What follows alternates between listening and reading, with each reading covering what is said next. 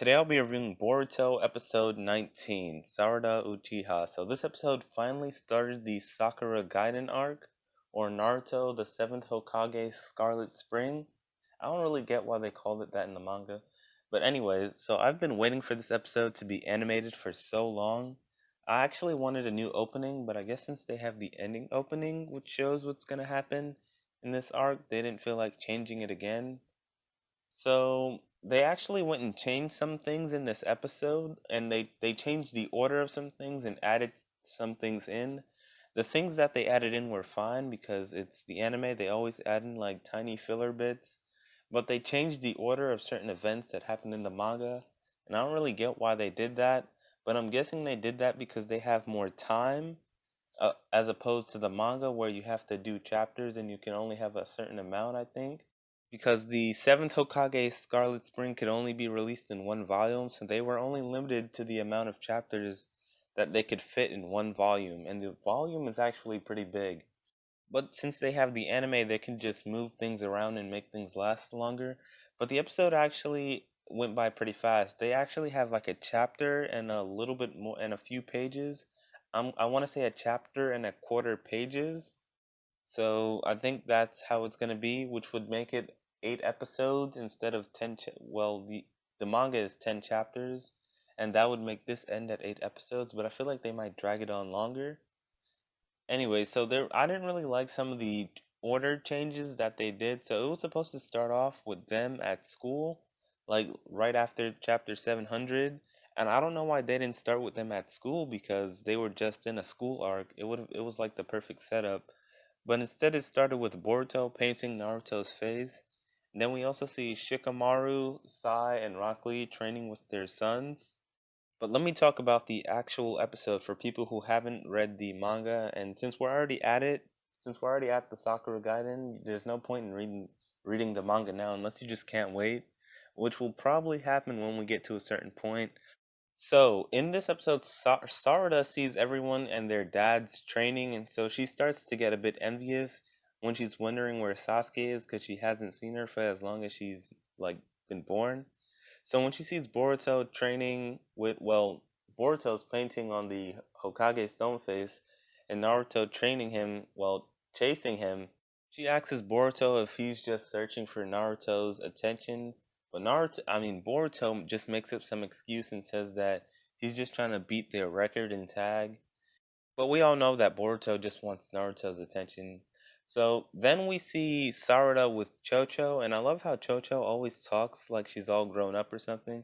So she sees Sarada and upset, and she's like, "So is this adolescent mood swing?" And I'm like, "This is why some people already liked Chocho right before the series even began. Because if you read the Sakura Gaiden, you would already like Chocho because you already know what's about to go on in their journey or whatever you want to call it."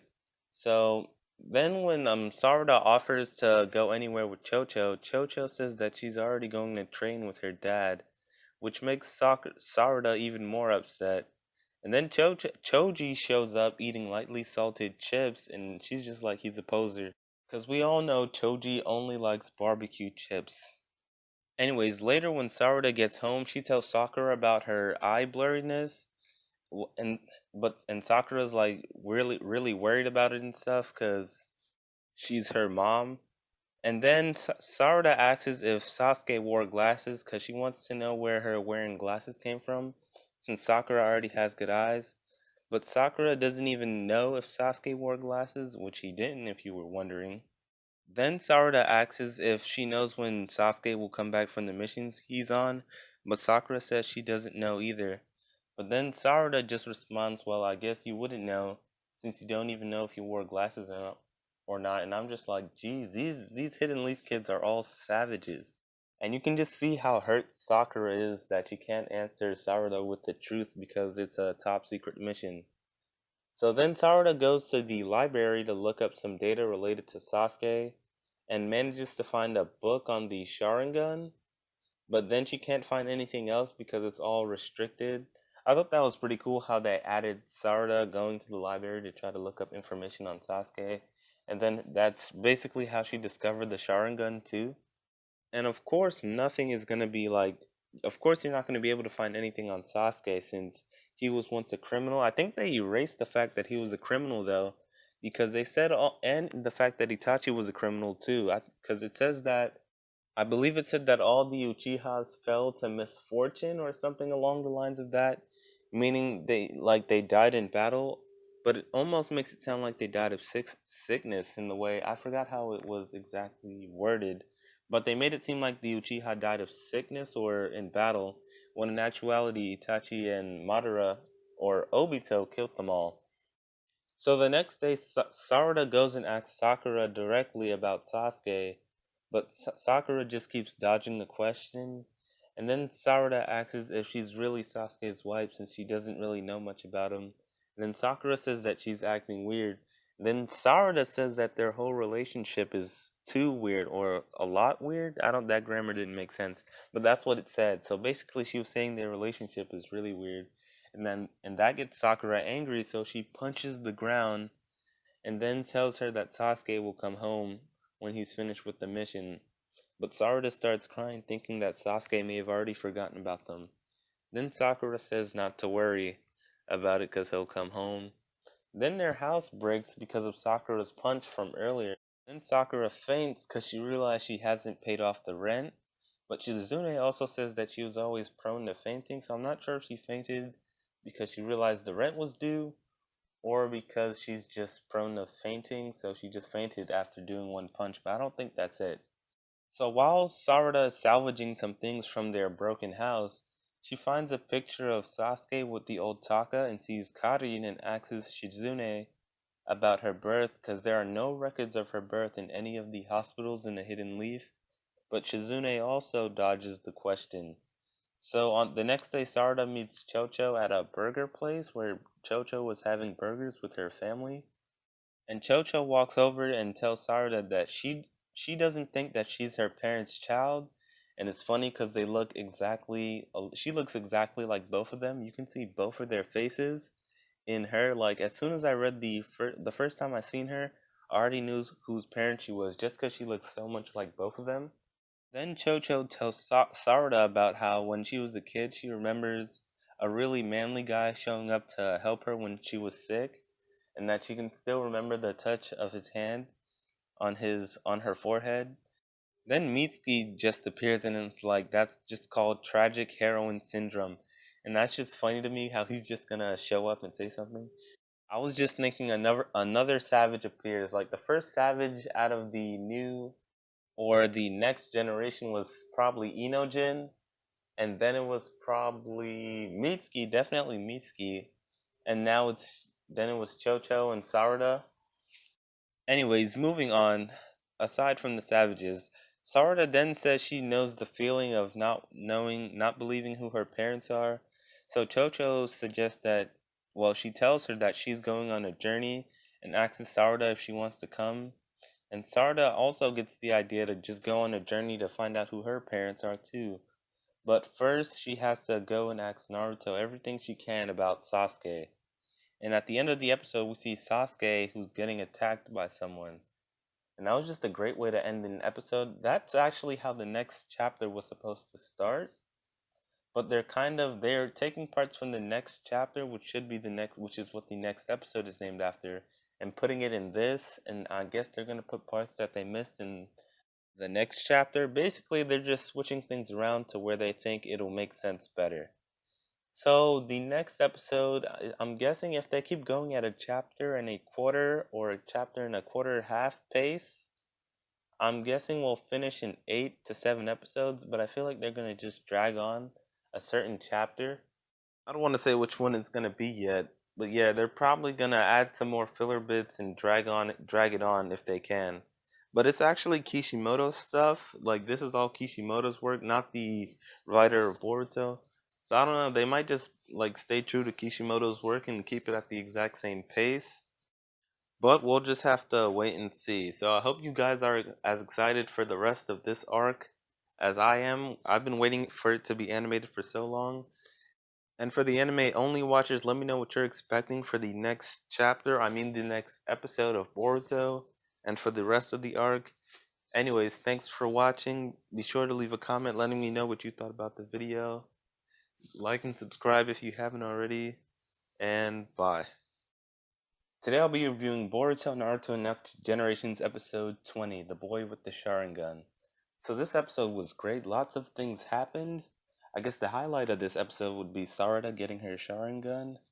But another thing I noticed is that the episodes are moving at a faster pace. Last time I thought it was like an episode and a half. We just finished 4 chapters out of this 10 chapter arc in only 2 episodes, which means we could only have 3 episodes left, which would suck. But considering how they really milked Naruto to the point where it finished 2 years after the manga, they might just stretch this out at some points during the arc. Anyway, so the episode starts off with Sasuke fighting Shin, a boy with a Sharingan, but the kid can't even touch Sasuke, so he just leaves afterwards. Then we see Sarada, who's on her way to Naruto to get information on Sasuke, and while Naruto's at his office, he gets a letter from Sasuke, and then about Shin, and then he calls Kakashi, who's on leave at a hot spring, and then Kakashi says that the kid is rather an Uchiha survivor or someone connected to him. I don't know why they didn't say who him was because they say it in the manga, but they don't say it here. I guess they're just trying to build up more hype or tension. But they haven't been saying his name throughout the entire Boruto anime so far, so I'm not gonna say his name either. So yeah, then we get Shin goes back to his master, and apparently the kid and his master are mad at Sasuke for killing Itachi, and his master even calls Sasuke a disgrace to the Uchiha. And these guys look nothing like Uchiha, which is something that bothers me. After Naruto's phone call with Kakashi, he heads out to see Sasuke to get the information in person. And then after overhearing that Naruto's headed to Sasuke, Sarada also gets ready to leave and follow him too. So then she meets up with Chocho near the village gate, who's also determined to find her dad. And then Boruto shows up to give Naruto a lunchbox that Hinata made for him. But Sarada offers to take it to Naruto, but Boruto doesn't think Naruto deserves it. But since Sarada insists, she kind of gets her way because Shikamaru says something. Meanwhile, Chocho's like, I'll eat it since nobody else wants it. And Mitsuki literally has to take her away. And then Chocho's like, are you going to ask me out? And then Mitsuki's like, this is a pretty advanced case, which he's referring to her tragic heroin disorder. I just thought that whole scene right there was funny. Anyways, afterwards, Sarada talks about how important the bento box is. So Shikamaru tells her where Naruto's location is. So Boruto gives her the lunchbox and she leaves. Then we see Shin's boss, who really wants Sarada for some reason, probably to use as a hostage or something. So while trying to catch up to Naruto, Sarada is stopped by Shin, the boy, and he says that he's an Uchiha too, and Sarada is surprised because she thought her and Sasuke were the last ones, and then Chocho thinks that Shin wants her, so then they start to fight, and Chocho was actually pretty cool. I didn't think she was gonna be that fast, especially because she was dragging her feet before. But anyways, then the hero Naruto comes and rescues them, and he realizes that the kid has the Mangekyo Sharingan, so he goes straight into Sage Mode Kurama and says that he won't go easy on him. And even Kurama starts to get excited. We also learn that Shin's Mangekyo Sharingan allows him to control weapons, but Naruto stops it easily by just pulling out the Nine Tails. So Chocho and Sarada were in awe of Naruto, and they were surprised seeing how much power he has. And Chocho was like, "Could this be?" And that Chocho. If you don't like Chocho by the end of this arc, you probably never will. Anyways, then Shin's boss tells him to retreat because Naruto's too strong. And Naruto says that since they're probably after Sarada, Sarada can just come with him to go see Sasuke. I also like how when Sarada handed Naruto the lunchbox, Naruto had a flashback of when Sasuke had to give him some of his food during their Bell challenge in Naruto Part 1. So Naruto then says sorry to Sarada. I'm guessing he's saying sorry because he always has to cause the Uchihas to give them his food. Afterwards, Chocho asks what Sarada's dad is like, and she's like, she doesn't know. So Naruto's like, I'll describe him. And Naruto's like, he got good grades in school and was popular with the ladies. And just like me, he was basically comparing himself to Sasuke, when we both know he wasn't getting either of those. Then he compares Sarada to Sakura and Sasuke when they were young, and says that Sarada is basically like Sakura when she snaps. Then she says that Chocho's face mirrors Karoi's, and that her body is like Choji when he was young. So afterwards, Sarada also says that she feels relaxed around Naruto. So I'm guessing this is where like Sarada first began bonding with Naruto. Because if you know what's gonna happen later, or if you don't, spoiler alert, Sarada says that she wants to become Hokage. Meanwhile, Boruto says he wants to be like Sasuke. So after they finish eating, they start heading out again, and then Chocho gets tired right before they get to the tower, and they take a break. And Sarada says that she needs to use the bathroom. And as she makes her way to the tower, she realizes that she's finally gonna meet Sasuke for the first time and starts crying. So then she awakens her Sharingan, which we finally get to see. So now we know how she awakens it. I guess this was the trauma that she had to go through, like finally being able to meet Sasuke to awaken her Sharingan. And so when she finally does get to Sasuke inside, Sasuke doesn't recognize her because he hasn't seen her since she was born until he draws his sword, and then the episode ends. So this was a pretty heartfelt episode. Not to mention, we got to see Sasuke fight, Sarada awaken her Sharingan, Naruto goes Nine Tails mode again.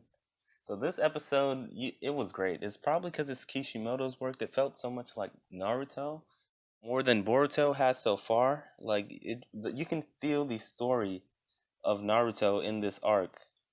But the sad part is, it's kind of going by pretty fast. But they do have some more stuff to cover, like chapter 700, and then there's another character guide-in coming up. But I don't want to say who that one is for, because I'm pretty sure not as many people have seen it.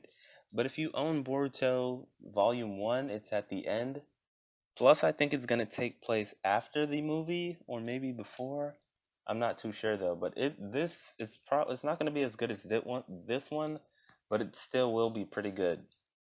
Anyways, that's all I have for this episode of Boruto Review. I already know what's gonna happen, so there's no point in me discussing what's gonna happen next time. And if you really do want to know, you can just watch or read the manga. So anyways, thanks for watching. Be sure to leave a like and share the video, and bye.